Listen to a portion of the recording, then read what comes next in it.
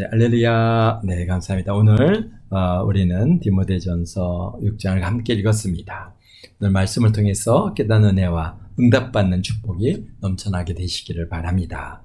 디모데전서는 벌써 여러 번 우리가 함께 나누었듯이 바울 사도께서 1차 투옥을 마치고 석방된 후에 예배소 교회를 방문해 보니까 로마 감옥에서 사실은 이미 에베소서를 기록해서 에베소 교회에 보냈는데요. 근데 로마 감옥에서 에베소서를 갖다 기록해서 보낼 때 에베소 교회가 정말 주변 모든 교회의 모범이 되어 잘 성장할 줄로 그렇게 알았는데 물론 마귀의 도전이 있어서 우리 전신갑주를 입으라라고 그렇게 권면해 주셨습니다.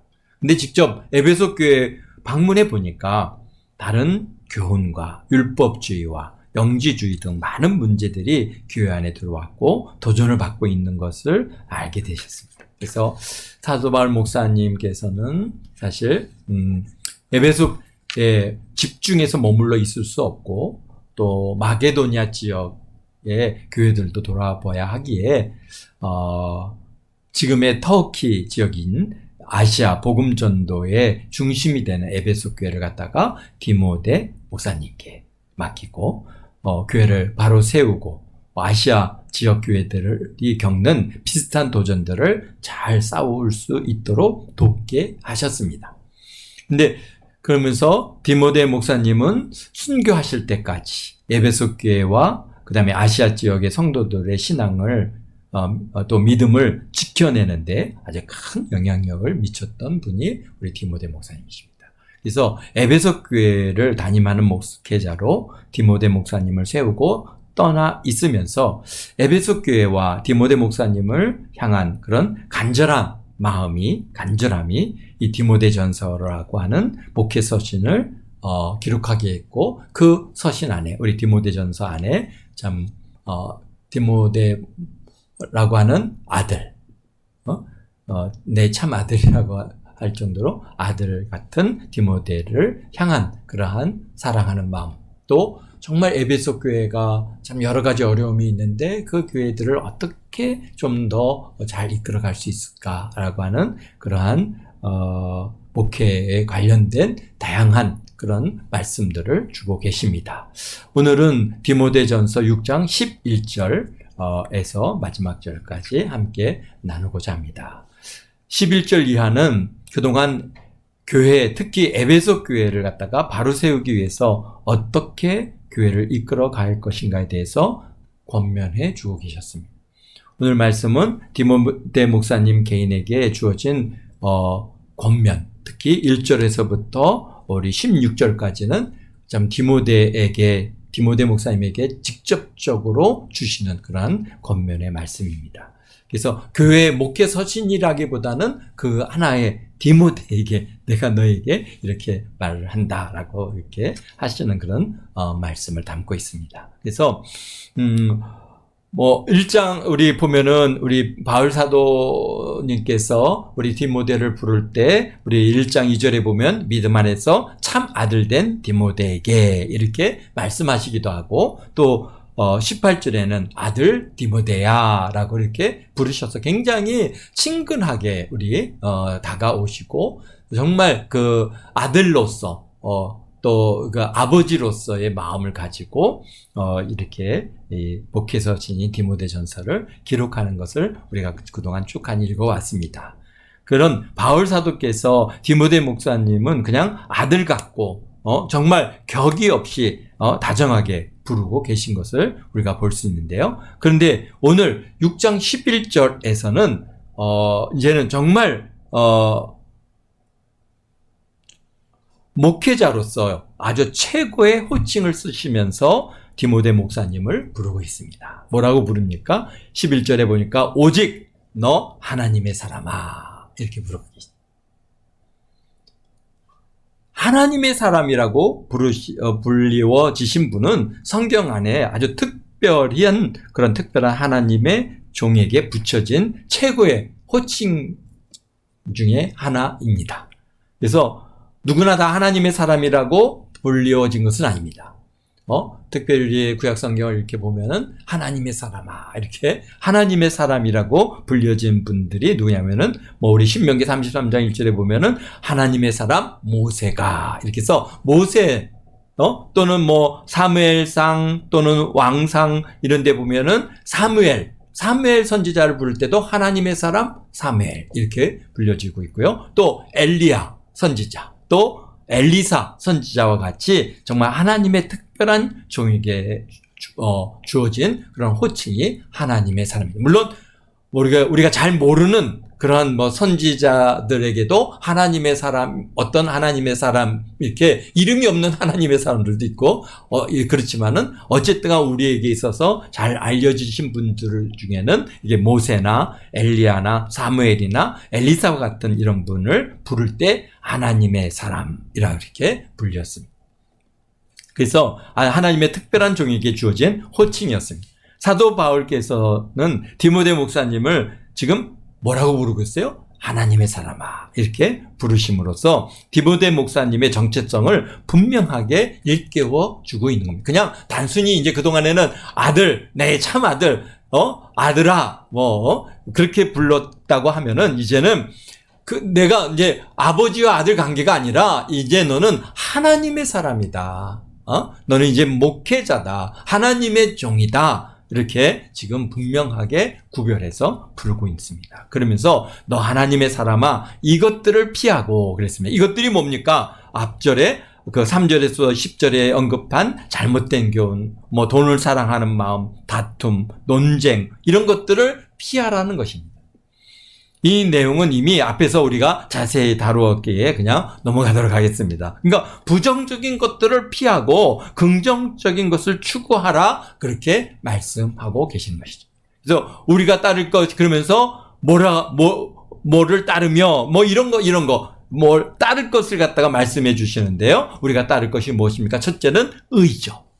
의와 그 다음에 여기 보니까 경건과 믿음과 사랑과 인내와 온유를 따르며 그러니까 부정적인 거 앞에 이런 것들은 피하고 그 다음에 의를 따르라. 하나님과 사람 앞에서 바른 관계 의롭지 못하면 나머지 모든 것들이 잘해도 하나님의 사람으로 인정받을 수가 없는 것입니다. 우리 주변에서도 다 이제 목사님의 주변은 대부분의 목사님들이 많이 있잖아요. 굉장히 훌륭한 목사님들이 있고 능력 있는 목사님이 있고 정말 뭐 교회를 갖다가 크게 성장시킨 목사님도 있고 다양한 목사님들이 있습니다. 그런데 문제는 뭐냐면은 그런 분들이 다 존경을 받느냐? 그렇지는 않다는 것이. 왜? 바로 의를 행하지 못하시는 분들이 있어요. 정말 본인들의 필요에 따라서 정말 이게 막 그 하나님 앞에서 그런 의롭지 못하고 막 편법을 쓰기도 하고 뭐 이런 것들을 갖다가 이제 우리가 뭐 일반 성도님들은 이제 그런 것을 볼 기회는 없지만은 목회자들 속에서 이제 그런 것들을 경험하게 됩니다. 그럴 때 목사님들이 볼 때 비록 보기에는 큰 교회를 이루었다 할지라도 존경하지는 않습니다. 그냥, 목사님 훌륭하시죠. 뭐 잘하시죠. 다 그렇게 하지만은, 그러나 존경받는, 저분은 정말 하나님의 사람이야. 라고 그렇게 인정되지 않는다는 것이죠. 그래서 의의를 갖다가 바로 세워야 됩니다. 이게, 다른 것들은 좀 부족한다 할지라도, 하나님과의 관계가 바로 서고 의로움을 이루어가면은, 그러면은, 비록 교회는 작고, 비록 보기에는 보잘것없다 할지라도 어떻습니까? 존경을 받습니다. 그러면서 뭐 속으로는 어떤지 모르지만 어쨌든 와서도 목사님 존경합니다. 이런 얘기들을 갖다가 하게 되는 것이죠. 어쨌든 그렇습니다. 그래서 다른 것이 부족하여도 무엇보다도 나의 이익을 갖다가 추구하는 것이 아니라 하나님 앞에서의 의로워야 하는 것입니다. 그럴 때 저분은 하나님의 사람이야 라고 그렇게 인정하게 됩니다. 그 다음에 경건이죠. 경건은 하나님을 향한 경외와 친밀함입니다. 그렇습니다. 또 믿음, 흔들리지 않는 신뢰이죠. 사랑, 자기 희생적인 실천입니다. 인내, 시련 속에서 끝까지 참고 견디는, 버티는 바로 이것이 있는 것이죠. 그렇습니다. 그 다음에 온유는 힘을 절제하는 그런 성품을 온유. 그렇죠?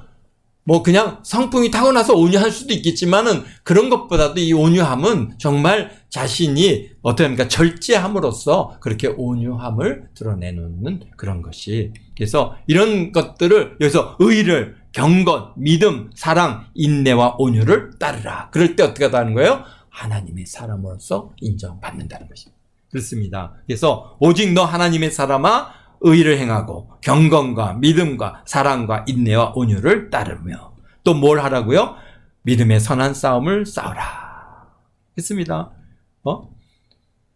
디모데 목사님이 에베소 교회 안에 있는 그런 분열의 영과 이단 교사와 또 돈을 사랑하는 사람들과 맞서 있기 때문에 이런 의, 경건, 믿음, 사랑, 인내와 온유의 덕목이 우선적으로 필요하였기에 말씀하신 거죠. 뭐와 굉장히 비슷합니까? 성령 7가지 열매죠. 거기에 그러니까 근데 뭐가 하나가 빠져 있습니까? 실학이 빠졌어요. 실학. 그러니까 어떤 면에서는 이 목회하는 입장에서 있는 우리 디모데 목사님에게는 사실은 지금 이런 의와 경건과 믿음과 사랑과 인내와 온유를 그다음 그것을 이루어가면은 자연스럽게 어떤 면에서는 희락도 따라오게 되어지는 것이죠. 그래서 그렇구나. 그렇습니다. 그다음에 믿음의 선한 싸움을 싸라. 이 싸움은 경기장에서 시합하는 모습을 뜻하는 것입니다. 그러니까 그냥 치고받고 싸우는 것이 아닙니다. 그러니까 이게 선한 싸움을 싸우라고 할 때 그냥 마구 그냥 막 방향도 없이 그냥 뭐 경우도 없이 마구 그냥 치고받고 싸우는 그런 것이 아니라 어쨌든 경기 규칙에 따라서 시합을 하는 것입니다. 그러니까 언제든지 우리가 법에 따라서 싸우는 것이죠. 선한 싸움이라는 것은 마구 치고받고 싸우는 것이 아닙니다. 하나님의 말씀에 따라서 그 법에 따라서 우리가 뭔가 싸워나가는 거짓 이단들과 거짓 교사들과 논쟁하고 세상의 유혹과 또 자기 안에 있는 욕망과 다 싸우는 것이 이게 바로 선한 싸움인 것입니다. 믿음의 선한 싸움인 것입니다. 그래서 하나님의 나라가 세워지고 교회가 바르게 성장하는 모든 노력이 믿음의 선한 싸움인 것이죠. 그런데 이 싸움이 그냥 무대뽀로 싸우는 것이 아니라 규칙을 따라 곧 하나님의 말씀을 따라 행해지는 그런 시합임을 잊지 말게 되시기를 바랍니다. 그래서 사실 그렇습니다. 선한 싸움을 싸우는데 이게 하나님의 말씀에서 벗어나게 되면은 그러면은 굉장히 저 이단들과 막 싸우는데 영적인 싸움이잖아요. 근데 갖고 막 이단들 이거 다 때려부셔야 돼 갖고 가서 막 도끼로 다 때려부신다고 한다면은 물론 뭐 싸움일 수는 있겠죠.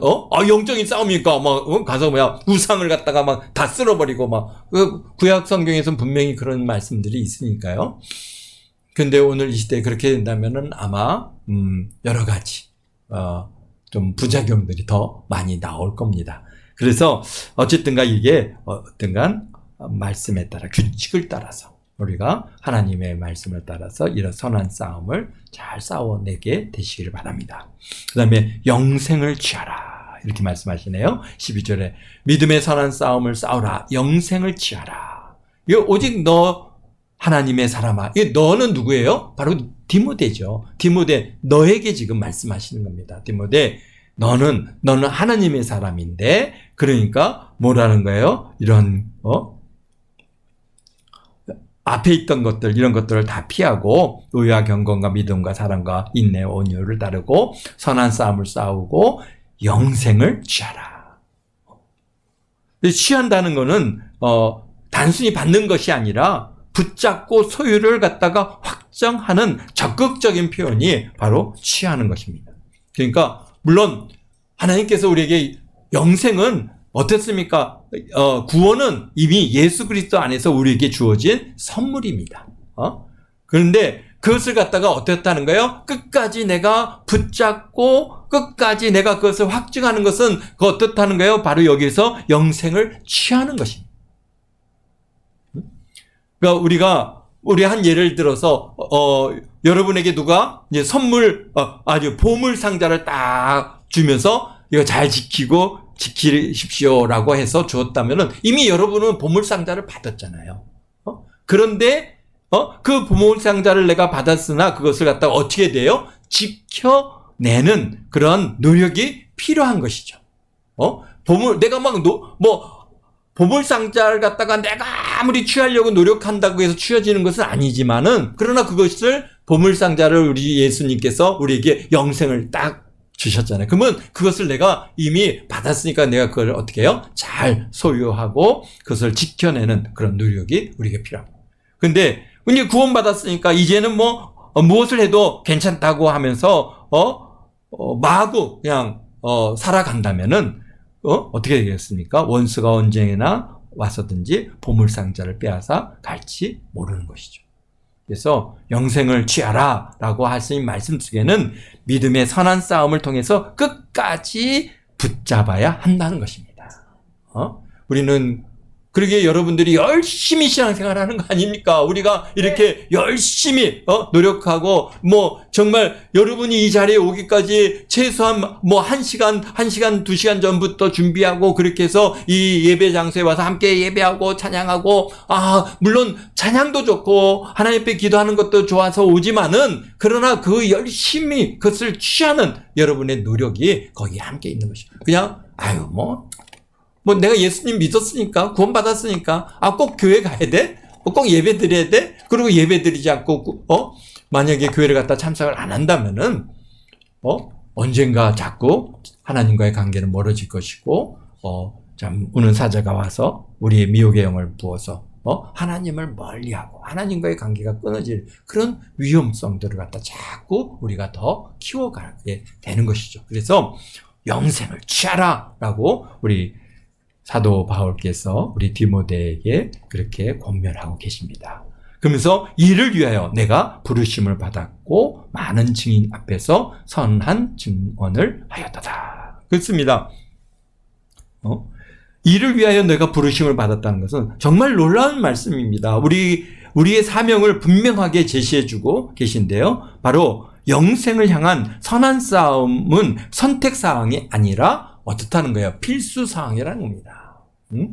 그냥 해도 되고 안 해도 되고 그게 아니라 이건 꼭 해야 되는 거예요. 이게 사명이에요. 이것을 위해서 우리가 부르심을 받았다는 겁니다. 하나님께서 부르신 이유는 믿음의 선한 싸움을 싸워 잘 지키고 승리하라고 우리를 부르신 줄로 믿습니다. 많은 증인들 앞에서 선한 증언을 하였다라고 하시는 이 말씀은 사실 초대교회에는 세례를 받고 사람들 앞에서 신앙 고백을 했습니다. 그런데 정말 그래서 나는 하나님을 믿습니다. 예수님은 나의 구주가 되십니다. 내 영생을 믿습니다. 예수님께서 이제 장사되신 지 3일 만에 부활하셨고 승천하셨습니다. 우리 지금 사도 신경과 같은 신앙 고백을 그들이 이제 공개적으로 하는 것이죠. 근데 지금은 이제 어떻게 합니까? 학습 세례라고 하는 그런 세례 문답을 통해서 신앙을 고백을 받고 그리고 나서 이제 어떻게 합니까? 세례를 받게 되는 것이죠. 그래서 조금 이제 방법적인 것들은 좀 다르지만은 그러나 어쨌든가 신앙 고백을 하고 그것에 따라서 세례를 받는 것입니다. 근데 디모데 목사님의 경우에는 좀 여기서 말씀하시는 이 말씀은 좀 많은 증인들 앞에서 선한 증언을 하였다라고 하시는 이 말씀에는 그 목사님으로 안수를 받았을 때 신앙 고백이 아닌가 이런 생각이 듭니다. 그래서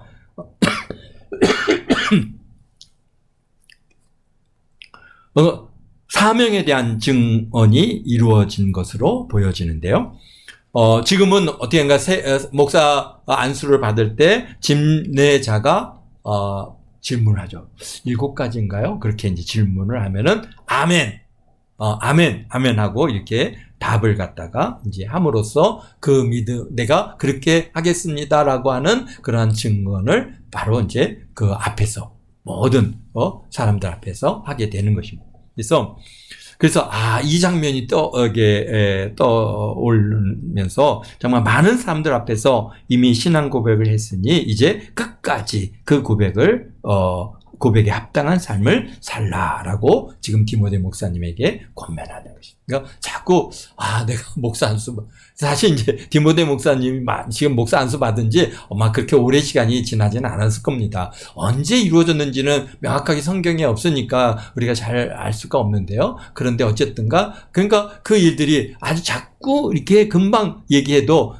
내가 그때 이런 고백을 했지. 그런 것들이 이게 자꾸 이렇게 이렇게 마음에 떠오르는 거죠. 저한테 뭘 고백했습니까? 물어보면, 그때 뭘 했지? 그래서 자꾸, 벌써, 시간이 오래 되다 보니까 자꾸 좀 잊혀지었는데요. 그렇습니다. 그런데 어쨌든가, 바울사도님께서는 지금 디모데에게 내가 부르심을 받고 많은 증인들 앞에서 선한 증언을 하였도다. 그러면서,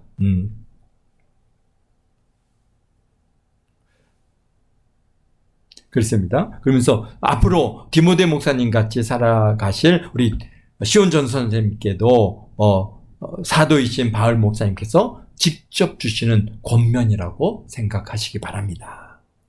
그렇습니다. 이게 오직 너 하나님의 사람아, 이게 참 우리 여기서 디모데야 이렇게 부르지 않으신 것이 얼마나 감사한지 모든 목회자들에게, 하나님의 그러한 귀한 종들에게 너 하나님의 사람아 라고 하시면서 이렇게 주시는 그런 권면이라고 보아집니다. 그래서 마음에 새기시고 잘 승리하시기를 바랍니다. 또 13절에 보면은 만물을 살게 하신 하나님 앞과 본디오 빌라도를 향하여 선한 증언을 하신 예수 그리스도 앞에서 내가 너를 명하노니. 정말 우리 바울 지금 이 말씀 하나하나가 디모데에게, 디모데야 너 이렇게 해, 내가 너 이렇게 했으면 좋겠다, 이렇게 지금 바울 사도께서 디모데, 아들 같은 디모데에게 주시는 그런 단순히 그런 명령이 아니라 여기선 얼마나 그냥 이 말씀이 어마어마한지요. 사도 바울께서 디모데 목사님에게 명령을 하시는데요. 이 명령이 단순히 사도 바울 본인이 하는 명령이 아니라 누구 앞에서? 바로 하나님 앞과 그리스도 앞에서 내가 너에게 명한다 라고 말씀. 근데 그 하나님 어떤 하나님이에요? 만물을 살게 하신 하나님 앞과 또 예수님 어떤 예수님이세요? 본디오 빌라도를 향하여 선한 증언을 하신 그리스도 예수 앞에서 내가 너를 명한다. 이게 지금 이게 그냥 보통 명령이 아니에요. 지금 하나님 여기 계시고요. 여기 예수님 딱 계시는 내가 그 앞에서 바울 사도가 디모데 너에게 명한다 라고 지금 말씀하고 계신 겁니다. 그렇게 받으시기 바랍니다. 아멘. 네. 어떻게 하다고요? 기약이 이르면 하나님이 14절입니다. 자, 우리 주 예수 그리스도께서 나타나실 때까지 흠 없고 책망받을 것도 없이 이 명령을 지키라. 그게 쉬운 일이 아니라는 걸 아시기에 이게 어떻다는 거예요? 지금 하나님 앞과 예수 그리스도 앞에서 그분들의 이름 앞에서 그분들의 이름으로 내가 너에게 명하는데 어떻게 하라는 거예요? 바로 에베소 교회는 그냥 왜 이런 엄중한 명령을 하셨을까요? 젊은 디모데에게 에베소 교회는 참 어려운 사역지였어요. 4장 12절에서도 보면은 뭐라고 말씀해요? 내 연소함을 업신여기지 못하게 하라 라고 그렇게 말씀하시는 것으로 말씀하실 정도로 에베소 교회는 사실 디모데 목사님의 물어보면 그러니까 사실 어렸을 때부터 교인들과 교제하였기에 교인들이 자꾸 어리게 보는 경향이 있기에 그만큼 어려운 사역지라고 하는 것을 여기에서 보여주고 계신 것이죠. 그렇습니다. 우리 예수님께서 말씀하지 않습니까? 선지자가 고향에서 환영받지 못하고 높임을 받지 못하다라고 예수님께서 말씀하신 것 같이 사실 두란노 서원 사역을 갖다가 할 때만 해도 디모데는 어렸습니다. 그래서 어린 청년이었지만 이제 그 사이에 어떤 일이 있었습니까? 한 벌써 5, 6년이라고 하는 시간 더 넘게 지났죠. 그러니까 바울 사도께서 이제 두란노 사원 사역을 마치고 그다음에 3차 복음 전도행을 마치고 예루살렘에 가서 잡혀서 거기서 2년 동안 또 목살이 하시다가 또 로마로 압송돼서 또 로마에서 또 2년을 사셨고, 그러니까 거기서 기법만 해도 3년 5년이 넘게 걸린 거예요. 그러니까 최소한 지금 이 자리에 서기까지는 5, 6년 이상의 시간, 또 길게 보면 한 10년 가까운 시간이 지난 이 시점이기 때문에 처음 지금 우리 청년이 바울 목사님을 따라서 선교 사역을 갖다가 나올 때는 그런 청년이었죠.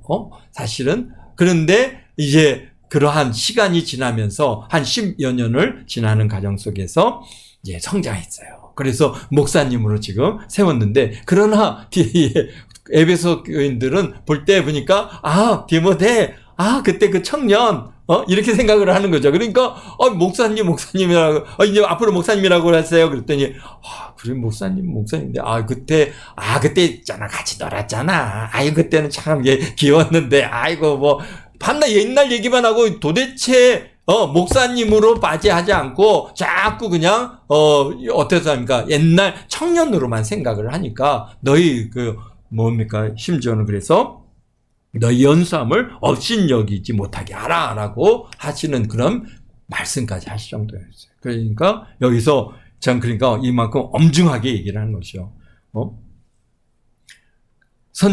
그렇습니다. 인간적으로 흔들리거나 약해지지 않도록 하나님과 예수 그리스도의 권위 앞에서 받는 소명임을 명심하도록 그렇게 강조하고 계신 것입니다. 우리 동안교회 성도님들도 마찬가지입니다. 우리 김시원 전수사님은 하나님께서 세우시고 예수님께서 부르시고 인도하시는 전도사이심을 잊지 마시기 바랍니다. 옛날 김시원이 아닙니다. 이미 전도사님으로 시취를 받고 지금 정식 전도사님으로서의 사역을 지금 하고 계신 것인데, 우리가 자꾸 옛날 청년 학생일 때 그런 마치 디모데를 갖다가 에베소 교인들이 대하듯이 그렇게 자꾸 생각해서 뭔가를 가르치려고 하고 뭔가를 얘기해 주려고 그렇게 하지 마십시오. 내 제자로 만들지 마십시오. 누구의 제자이십니까? 예수님의 제자이십니다.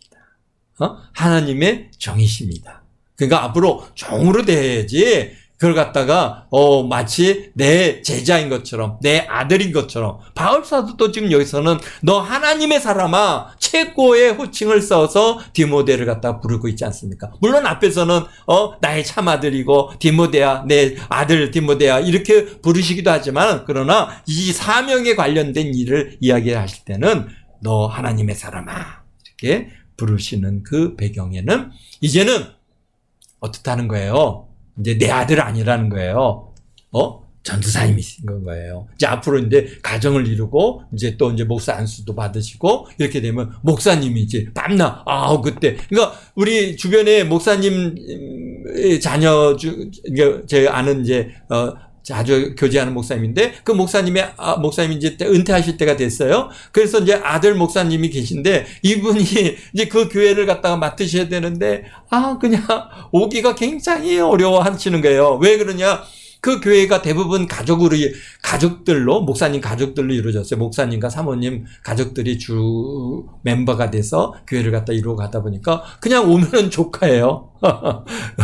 목사님으로 자꾸 대하지 않고 조카로, 누구야? 진수야? 어쩌고 이렇게 부르니까, 앞에서는 여기서 목사님이라 할지 몰라도 딱 집에만 가면은 진수야! 이렇게 부르고, 그러니까 이게 그런 하나님의 종으로서의 권위가 세워지지 않는 것이죠.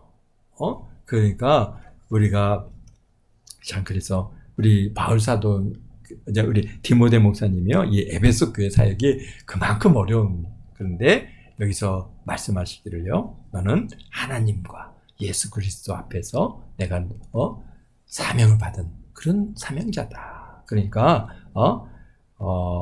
너가 그렇게 좀 엄중하게 이 명령을 받고 그렇게 이 일을 감당해라 라고 말씀하시는 겁니다. 우리 동안교회 성도님들도 우리 김주현 전사님을 하나님께서 세우시고 예수님께서 부르시고 인도하시는 전도사님을 잊지 마시기 바랍니다. 우리 전도사님 본인도 내가 좋아서 이 길 온 것이 온 것이기도 하지만은 그러나 하나님께서 예수 그리스도께서 사명을 주셔서 이곳에 부르시고 이 길을 가도록 이끌어 주시는 그런 사명자다라고 하는 것을 갖다가 분명하게 그렇게 가지게 되시기를 바랍니다. 그걸 잊지 마시고 오늘 그래서 여기서 뭐라고 말씀하시는가?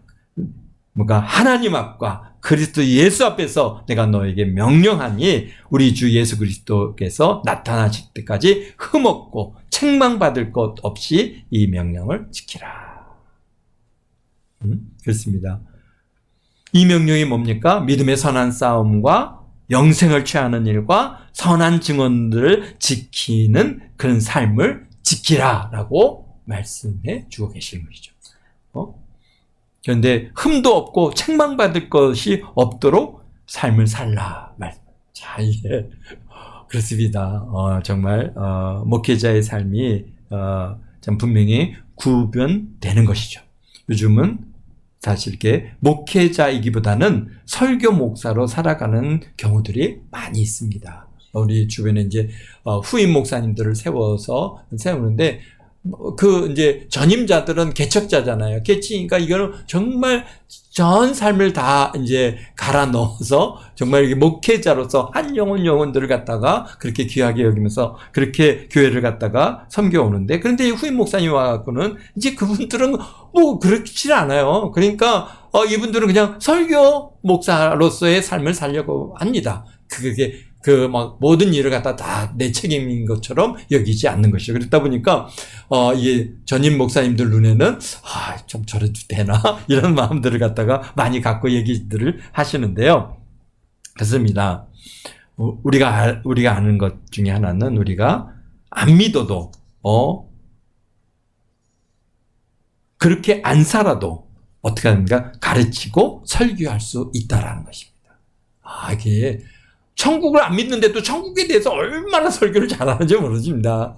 그래서 천국에 대해서 천국이 정말 있다고 믿으세요. 그럼 성경에 있는 말을 내가 하는 거지. 어디 그런 게 천국이 뭐 있나 없나 내가 어떻게 알아?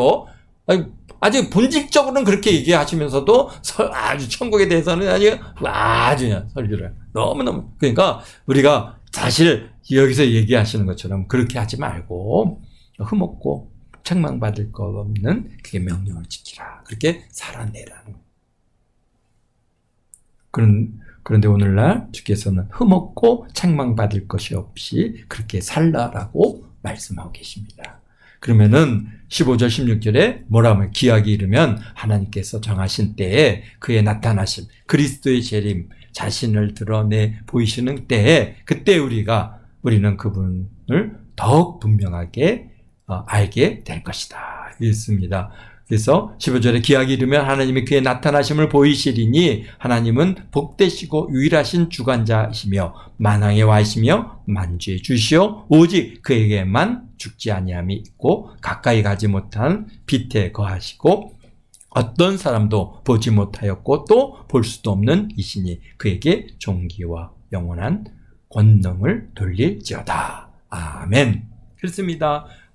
그러니까 하나님은요 복되신 분이시고 유일하신 주권자이시고 만왕의 왕 만주의 주시고 그 다음에 죽지 아니하시고 또 가까이 가지 못할 빛 가운데 거하시는 분이시다라고 하는 것을 우리가 늘 잊지 말아야 됩니다. 그래서 우리는 그분께 존귀와 모든 영원한 존귀와 영원한 권능을 그에게 돌리며 우리가 살아가시는 저와 여러분 모두가 되시기를 주님의 이름으로 축원드립니다.